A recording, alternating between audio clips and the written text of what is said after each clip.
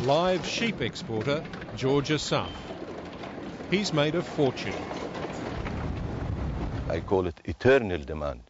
Eternal demand in Saudi Arabia for live sheep. This demand is not going to die over the years, as long as there is people who believe. People who believe in a divine right to slaughter animals.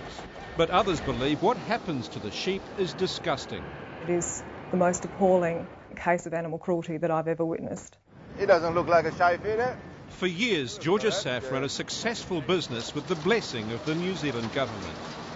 We were invited to come to New Zealand and encouraged by the government to come and invest in New Zealand.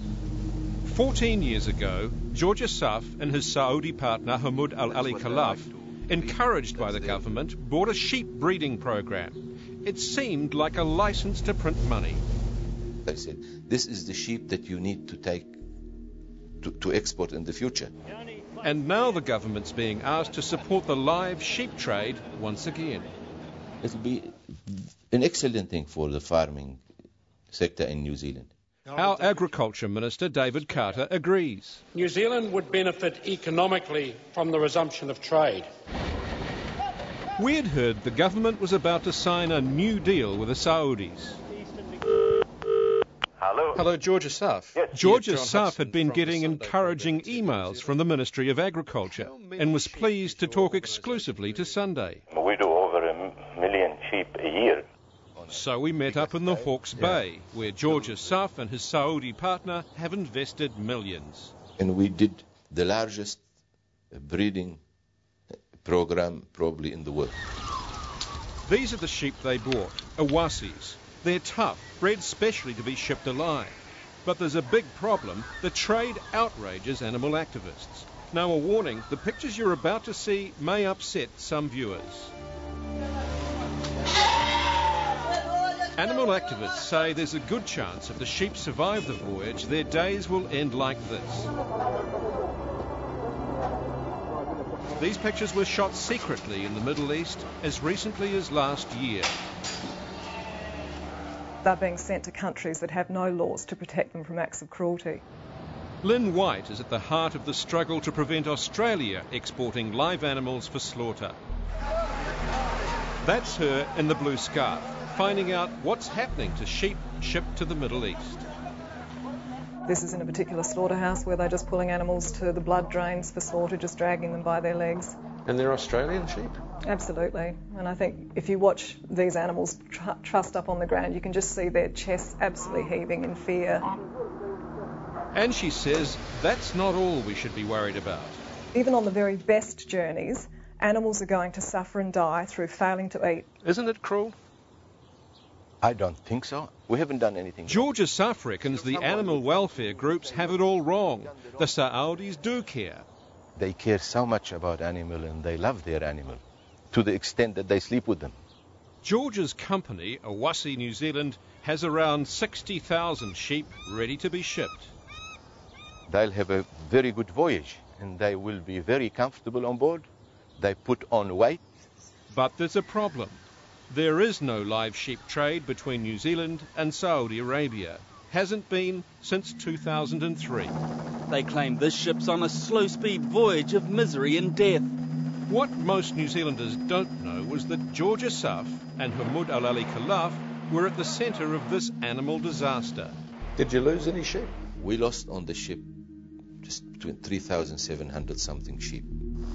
An international story, the Cormo Express wandering the Persian Gulf for months in the scorching summer sun, stacked with dead and dying Australian sheep. George and Hamoud's cargo of 57,000 sheep had been rejected by the Saudis and forced back to sea. To be on the safe side, they might have done the right thing by their country. I don't blame them. Both Australia and New Zealand banned live animal shipments to the kingdom. Animal activists pointed the finger at Hamoud Al Ali Khalaf, claiming the real reason for the incident was earlier under-reporting of animal deaths. The reality is that a previous shipment by importer Hamoud in April had problems on board, a cattle disease, and they underreported the mortalities on that vessel. We deny anything like this. This is another rumor. There is many rumors they float around about these things. An Australian inquiry found underreporting of animal mortalities appears to be accepted as reasonable practice by some in the industry. The Saudis wrote to the Australian government complaining about the underreporting of mortalities. You've not heard that story before? Never ever. I heard it.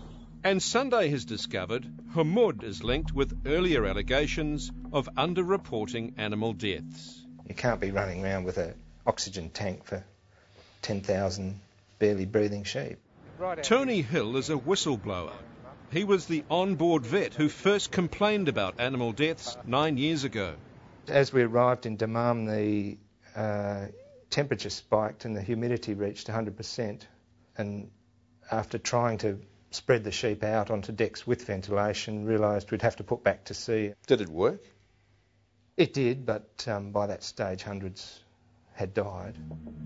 Tony Hill gathered evidence, photographing hundreds of dead and dying sheep. The 100% humidity is the real killer. The carcasses were thrown overboard, more than 600 of them. What did the captain say to you about that figure of mortality, sheep mortality? He had a figure that he was reporting, and it was about half what I was reporting. And did you have it out with him to say, well, hang on, what's going on here? Well, there wasn't a matter for discussion. He told me that and moved on. The same captain later admitted to Australian authorities he had understated animal mortalities on the instructions, he said, of importer Humud Al-Ali Khalaf. Mr. Khalaf denies issuing instructions to falsify anything. We've been cleared of everything, any wrongdoing anywhere, on the ground in Australia before they go, on the ship, and when they arrive in Saudi. After the break, will our government give George Asaf the thumbs up? I am confident that things will change, and hopefully very soon. But has our Minister of Agriculture been giving George Asaf false hope? Why don't you tell Mr. Asaf it's never going to happen?